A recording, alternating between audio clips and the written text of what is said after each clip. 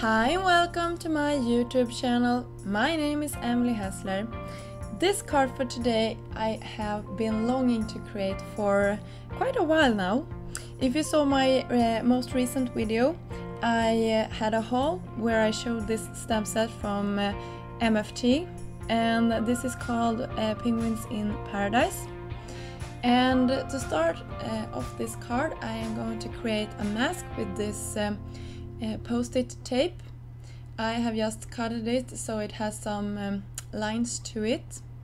And now I'm gonna take that palm tree in this stamp set and just mount it on top of my acrylic block. Then I'm gonna take some versamark and just tap that on top of it, and I'm gonna create a scene for this card with these images, and I'm gonna do that a couple of times. And I am not taking any time to mask or so on. I'm just doing this, and they can overlap a little bit. In the end you will see that this is okay. So this is a pretty fast way to create some patterns to your background. And when I'm done with this, I am going to be coating my versamark with some Ranger embossing powder, and I'm gonna use a clear one. And when I'm done that, I'm gonna heat set this off camera, and then I will be coming back to you and show you what we're gonna do with this.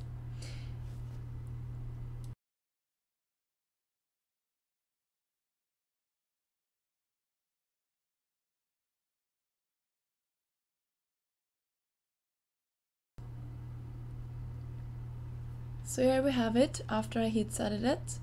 Now I'm taking that same mask that we used when we created this this background, and just laying that at the same spot again. Now I'm taking some of my clean color real brushes, and as you can see I've linked them up in the left corner if you're interested in knowing exactly which of the markers I'm using. And to start off, I'm taking the 025, and that's a pink color. Now I'm just scribbling on some color to the midsection of these palm trees, and then I'm lifting the colors with my watercolor pen, and I am going to do this to all of my palms. And I think this looks very cute, and it's a good way to use your signaling markers. The reason why I did not just ink this up and press it down with some black ink in the beginning is because I want this to be a very soft background, and that the focus will be on the bright colors that I'm using. And also I think it's a good way to stay inside the lines, and you don't have to think so much because the water won't be going over the edge on the heat embossed parts. When I have been scribbling on some color to all of my 4 palm trees, you can see me do that lilac one now. I am going to do the same thing through the stem of the palm trees, and that will just create this nice background. And the reason why I didn't do that at the beginning is because I actually, as I go along here, I have no plan exactly, so I'm just going with the flow, and I thought I was going to be having a different colors to the stems, but then I decided to have the same one, so that's why you see me doing in this order. When I'm done with that, I am going to lift my mask, and now I'm going to start with that sand part. And I'm taking 2 of my markers. As always, if you're interested in them, you can see them here in the upper left corner. I am lifting this by pressing out a little more water this time with my watercolor brush, and just scribbling it over the painted parts. When I was done with that, I'm using a little trick that I've learned to just scribbling some of the markers onto my acrylic block and then lifting it onto the paper so I don't create any hard edges. And you can see that this really looks like a sand now. When I'm done with that, we're moving on to create a little more of a background between the palm trees. and here is here it's just that nice to have that heat-setted white clear embossing powder, so I'm staying outside the lines this time. Now inking up 2 of the penguins from the same stamp set, and I'm doing that with some versafine onyx black, and this ink is waterproof, so I can use my sequin colors with them.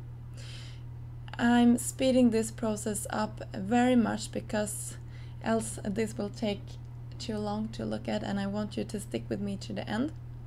But the thing I'm doing here is just to follow the lines and make him have some color on.